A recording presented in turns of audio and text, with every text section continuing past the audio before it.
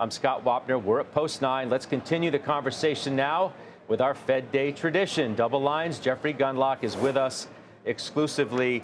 It's good to see you. This may sound so strange to ask it like this, but did we just have a hawkish cut inside of a dovish meeting? Did we just get that? I don't feel like that was a hawkish cut. I thought that it was interesting that he used the word well-positioned. You opened your remark with that. Well-positioned is the phrase of this meeting. And he went on to basically repeat well-positioned when he was asked, are you really on hold now? And one of the most interesting things was he emphasized this idea that's new to me anyway, that he thinks that the monthly jobs gains are 60,000 overstated. And so he says maybe a 40,000 stated job report is really a negative 20. And that sounded pretty dovish to me. And as he went on in the press conference, he seemed to de-emphasize inflationary risks. He's gone back to talking about break-evens from the tips versus nominal Treasury market, which is appropriate. He's right about that. That's been extremely well contained in the mid-twos for quite some time. So he says he's well positioned. But he really emphasized things like, well, maybe, inflation will tick up because of jobs, being in demand or something. But I don't expect that to happen. He went out of his way to frame inflation as less of a problem. He even went so far as to say they're making good progress on inflation if it weren't for those darn tariffs. So he's trying to carve out some real estate for himself on these things. But when he says he's well positioned, I really agree with him. Because at long last, the Fed funds rate is the same as the 2-year Treasury yield. It's fascinating that the Fed has dropped rates 175 basis points beginning a year ago, September, but the 2-year Treasury rate is completely unchanged. So a 175 basis point drop in Fed funds has finally gotten it back down in line with the 2-year. So I think he is well positioned, and he seems pretty clearly focused more on the employment risk of unemployment rising than he is on inflation being a problem.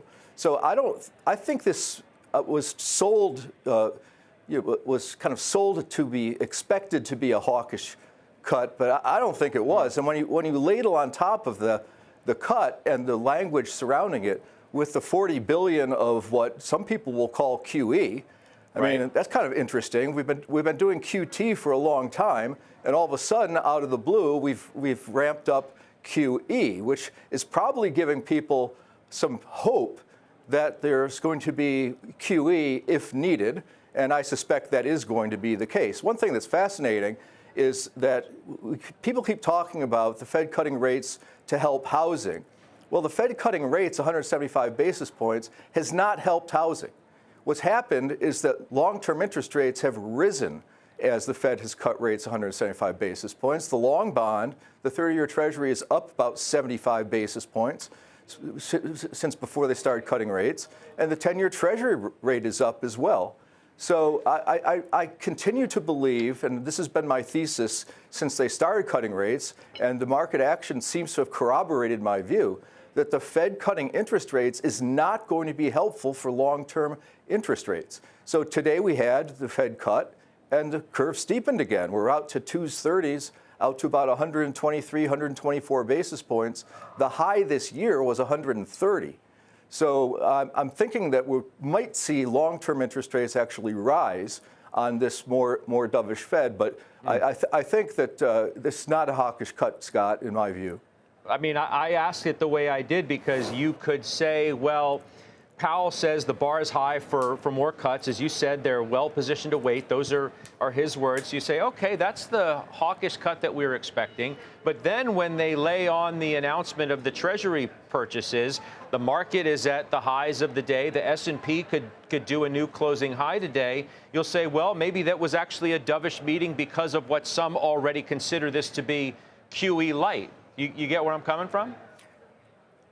Yeah, I do understand that. The thing that's interesting about this meeting is the dissents. You had the Myron guy wants 50 basis points all the time. 2 didn't want any cut. And I guess there were a few what they call soft dissents as well. So the committee seems more hawkish to me than Jay Powell's press conference. So I guess in that sense, you could call it a little bit of a hawkish meeting. But from the statement and certainly the press conference, I thought it was more dovish than most people expected. And so when he was asked about, is it possible that we could have rates go one way or the other, you might even hike rates, not just cut rates, Powell's answer was pretty much, there's no way we're hiking rates, is what I heard for the answer to that rather specific question. Well, he said it wasn't the base case, right? He said hiking rates wasn't in any way the base case at this point, almost as if they're not even thinking about it at this point. Well, that's right. Yeah, he's basically, one way to interpret that is we need the data to radically change for us to think about hiking interest rates. And my guess is that they're not going to cut rates. I don't think they're going to cut rates. I think he's going to go out with the Fed funds rate. If the 2-year Treasury stays where it is, he'll probably end his term with the Fed funds rate where it is right now. But if they're going to do one thing rather than the other, it would be cutting interest rates. And we'll have to see what that data comes out. He obviously emphasized multiple times that there's a boatload of data that's coming out between now and the next meeting. But we'll see how that goes. But I'm confused though for a minute though. If you just said that you don't think that he's going to cut rates again, but also noting that the chair said that they think that the job gains were overstated, that maybe the labor market is weakening still, and you still don't think that they're going to cut interest rates anymore? I get that the outlook is for only 1 in 26 and only 1 in 27. He'll be long gone, of course, as the chair by that point in time. But you're making a statement here that they're done? Scott, I've said this so many times. I'm sure the listeners are tired of me saying this. The Fed follows the 2-year Treasury. They've been out of sync with the 2-year Treasury all the way through this cutting cycle, and now they've actually caught up. And so if the interest rate structure stays stable, and it's been so stable, the 2-year Treasury has been so stable for the past 2.5 years. In fact, most bond yields have been very stable. It was interesting during the press conference, people brought up the mid-90s, because I've been talking about that with my team, that the bond market this year reminds me of the bond market in 1995, where yields were about where they are right now, and they made a push towards 5%, but they never really could break out of a range. And we've been in a range for the past 2.5 years on Treasury interest rates, and that low volatility has allowed for significant stability as well and tight spreads in non-Treasury products, like the investment-grade corporate market, which had a spread, the all-time low spread of this cycle was 71 basis points, and I think we're at about 75 or 77 basis points now. We have junk bond spreads, which had a tantrum, the tariff tantrum, back with the stock market in March, April, but that's all the way back down to about 270 basis points or so. And so they're wider by about 15 basis points off their lows, but they're very, very stable. And one of the reasons that I think credit is very stable is the market for private credit has been absorbing an awful lot of supply. So in the old days, you had the below investment grade debt market was basically bank loans and junk bonds, the high yield bond market. But now it's three pieces. It's about 1/3, 1/3, 1/3. Bank loans, high yield, and now private credit, which has boomed in the last 5 years in terms of assets under management. And my view, and there's a lot of anecdotal evidence to support this, is that a lot of the junkier stuff has gone into the unregulated market. That means that the bank loan market and the high yield public market are actually safer now than they would have been at the same spread level, say 6, 8, or 10 years ago. And that's one of the reasons why the credit market has been so stable, and that bond returns broadly have just been quite good this year. The investment grade bond market is, over the past 49 years, this ranks number 16 in terms of total return, with many very low risk types of bond investments returning about 8%. You put that together with the stock market, it's been a wonderful year for financial assets broadly. And if you followed my advice for this year, I've been actively interested in gold. I turned neutral on it a couple months ago, but positive on it again last week.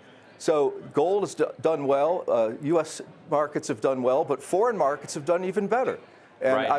I've been a fan of local currency emerging market debt. That's the best performing sector for dollar-based investors, and also foreign stock markets have outperformed the U.S. So this has just been a phenomenal year for dollar-based investors that have been diversifying. First of all, their dollar-based investments are doing just fine, but their non-dollar-based investments are having a further profit on the currency translation in addition to superior index returns.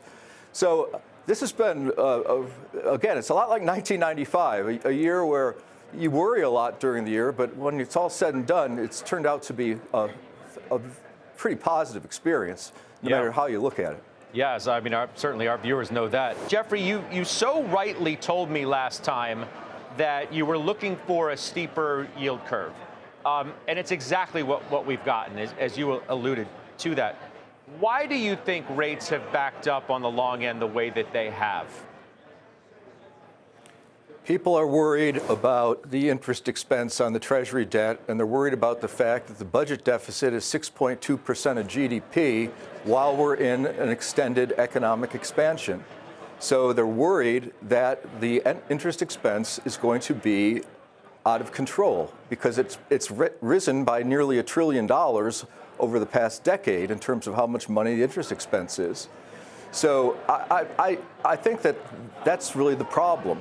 And it's interesting that the Treasury issuance of the last 12 months, only 1.7% of the Treasury issuance over the past 12 months is 20 years or longer. It's this trivial fraction of the debt issuance. 84% of the debt issuance over the last 12 months is T-bills. So the T-bill market is massive compared to the rest of the total fixed income market in the United States. I'm talking about all sectors combined. T-bills are something like 2/3 of all of the securities that are out there. So it's interesting that long-term interest rates still are rising as the Fed is cutting rates when such a small fraction of the issuance is long-term Treasury bonds.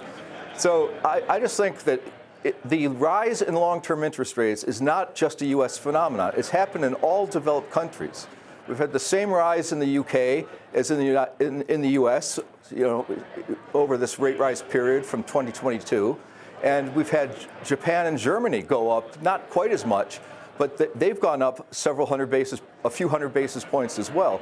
So I believe that's just a global phenomena in the developed world, certainly, that people don't trust the way these finances are being handled.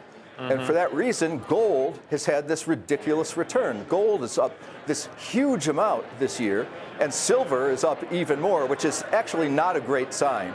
When silver joins the speculative frenzy of precious metals and it starts to really outperform, I mean, silver's up over 100% this year, usually that, I'm afraid to say, starts to foretell some sort of a problem, some sort of a financial problem. It doesn't mean it's coming anytime in the very near future, but it's a bad sign when silver goes to join a wild speculative frenzy.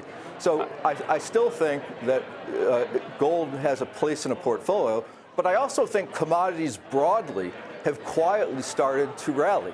If you look at the Bloomberg Commodity Index, it's been rising, and now even its 200-day moving average is rising. And of course, the actual value today is above its 200-day moving average. So for the first time in a long time, I turned positive on commodities broadly last week. So I think a commodity index makes some sense in here. The one thing that's not inflating seems to be crude oil, which is very positive for the inflation side of the dual mandate of Powell. And I think one of the reasons that he's downplaying that side of the dual mandate is because the price of oil has been gradually declining for quite some time now, and it seems to be forecast by the shape of the oil futures curve to be in the high 50s for the next 12 months.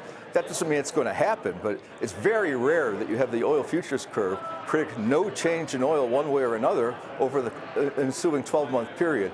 So I think that the portfolio framework that I've been talking about, gold, and now maybe some broader commodities, foreign investments, non-U.S., non-dollar, local currency emerging markets, and that part of the yield curve that's the real performer, which is the belly that I've been talking about, the 2-year, the 3-year, the 5-year, the 7-year Treasury, that if you owned the 2-year Treasury leveraged 10 times, you've blown away the performance of any other spot on in the Treasury bond market. I don't think that's going to change. I think the yield curve is going to keep getting steeper, and we'll probably end up with 230s going at least to 150 basis points from about 120, 125 where it's settled in for the last few months. Let's turn our attention to the next Fed chair. We know that Chair Powell's term is up in May. Interviews are starting today with Kevin Warsh.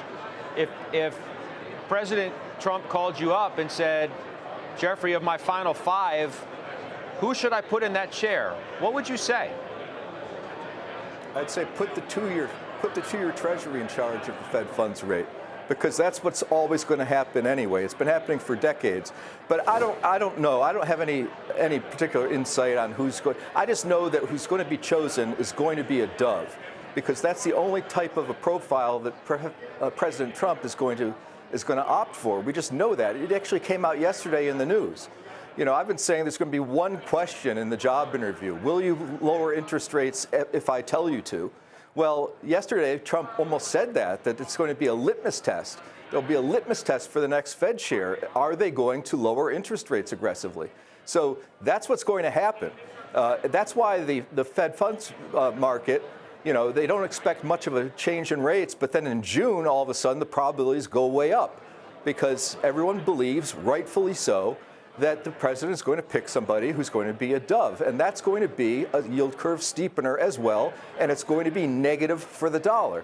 So you should be increasing investments in non-dollar assets, particularly in the emerging market fixed income area, which has been a great performer. But I think this is early innings for the outperformance of non-dollar investments relative to dollar investments. We'll go back to Jeffrey Gundlach. I'd like to get your reaction to that, because it's quite clear we have another dissent of sorts, Jeffrey, at 1600 Pennsylvania Avenue, who says at least doubled the latest cut, i.e. wanted 50. Yeah, well, what else is new? I mean, Powell took a little jab at Trump by blaming what inflation progress has failed to materialize is because of the tariffs. I think he said it 2 or 3 times. So if you jab Trump, he's going to jab you back and call you a stiff and everything else, because that's just the way he's wired. So not surprising that Trump wants a bigger rate cut, and that just means that we're going to get more rate cuts. That just doubly reinforces what I've been talking about. We're going to get rate cuts after Powell's gone, and it's going to weaken the dollar. I just think this is crystal clear. It's already been materializing. The dollar's already down. It's one of the worst years for the dollar in the last 25 years, and I think that the rate cuts are going to weaken the dollar further. And investors should think about that seriously, because it's already happening in real time. This year has been absolutely following that playbook, and Trump is telling you through that outburst that rates are coming down in the second half of this year. And I don't think he even cares what the inflation rate is. Trump. He just wants nominal GDP to go up, and just wants positive numbers all over the place. He doesn't care if it's inflationary. I care a lot as a bond investor. That's why I'm avoiding the long end of the bond market and playing it safe in higher quality securities, just in case things get out of control and there has to be some sort of emergency stuff done later on. So the QE thing, Steve Leisman, I can't replace Steve Leisman. He knows that. But I did not say that it was QE. I said some people would say that this $40 billion a month for 5 months, $200 billion altogether, is QE. But you know, it is. He did emphasize that it's just liquidity management and all that. But the people that want to call this QE, I will give them one tip of the hat, and that is, The journey of 1,000 miles begins with a single step, the old Chinese proverb.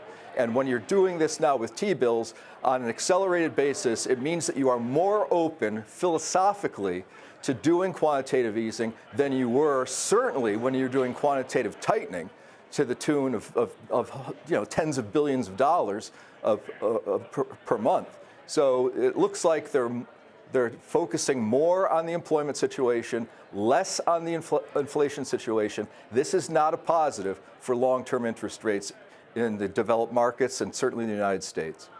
All right. So we know, since we're just talking about President Trump, that among other things, he also wants the stock market to go up. You declared last month this to be, quote, one of the least healthy stock markets of your career. How so? Well, it's because the valuation is so high, and it's kind of a mania-like in terms of the leaders being, very aspirational. This is reminiscent of prior manias. It's reminiscent of the dot-coms. It's reminiscent of the financing in the housing market. But one thing about unhealthy markets, one thing about markets broadly, whatever you think is going to happen, it's going to take a lot longer than you think. The one thing I've learned at almost 45 years in this business is you might be exactly right on the direction, but it always takes longer than you think. I always bring up the anecdote. I turned maximum negative on the NASDAQ September 30th of 1999. In the fourth quarter of 1999, it went up like 85%. I looked like a total moron because of saying that I was maximum negative at September 30th.